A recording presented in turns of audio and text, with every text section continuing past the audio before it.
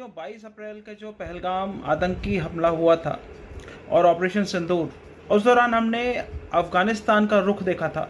अफ़गानिस्तान ने इस आतंकी हमले की निंदा करी थी, तो उससे कुछ उम्मीद की किरण जगी थी कि शायद तालिबान, जिसके की कंट्रोल में अफ़गानिस्तान है, उसके साथ भारत के संबंध बेहतर दिशा में आगे बढ़ेंगे और पाकिस्तान के खिलाफ अफ़गानिस्तान हो सकता है कि हम उसे अपने पाले में कर सकें।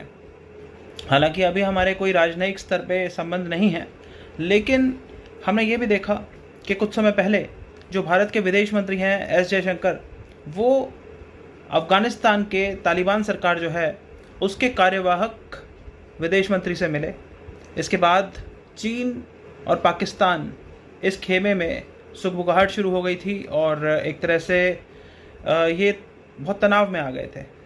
अब हमें कल ही खबर मिली है कि चीन और पाकिस्तान, इन्होंने एक ट्राइलेटरल मीट करी है अफ़गानिस्तान के साथ। तीनों देशों के विदेश मंत्री मिले हैं और यहाँ पे अफ़गानिस्तान इस बात के लिए राज़ी हो गया है कि वो चाइना पाकिस्तान इकोनॉमिक कॉरिडोर का हिस्सा बनेगा।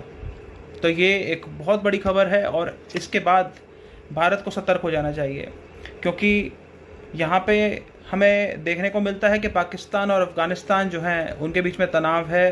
कई मुद्दे हैं, जैसे ड्यूरेंट लाइन का मुद्दा हो गया तो उनके बीच की बाउंड्री सेटल नहीं है, पश्तून का मसला हो गया, फिर उसके बाद रेफ्यूजीज़ को अफ़गानिस्तान में भेजने का मसला हो गया, और तहरीक तालिबान पाकिस्तान, तहरीक लब्बाइक पाकिस्तान, इस तरह के जो आतंकी गुट हैं उसको लेके पाकिस्तान और अफ़गानिस्तान में आरोप प्रत्यारोप चलता रहता है।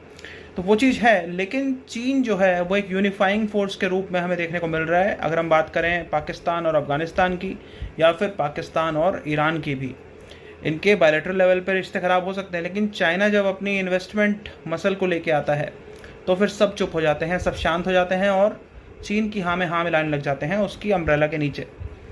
तो ये भारत के लिए एक बहुत बड़ा चैलेंज है, एक बड़ी डेवलपमेंट है जो हमें देखने को मिली। अब यहाँ पे देखना ये दिलचस्प होगा कि ऊँट किस करवट बैठता है, क्योंकि एक तरफ चीन है जो पाकिस्तान, अफ़गानिस्तान, ईरान, इन सब को भारत के खिलाफ़ लामबंद करने में जुटा हुआ है, ताकि भारत को एक साइकोलॉजिकल प्रेशर उस पर बनाया जा सके, उसे तंग रखा जा सके। और चीन G2 की जो लड़ाई है अमेरिका के साथ चीन की, उसमें वो कहीं आगे निकल जाए। वैसे वो पहले ही काफ़ी आगे है, लेकिन उसे अगर खतरा है किसी से तो वो सिर्फ भारत से ही है, because of the demographic dividend, वो हम समझ सकते हैं। तो इस सब पे आपकी क्या राय है, अवश्य साझा करिएगा। धन्यवाद। जय हिंद।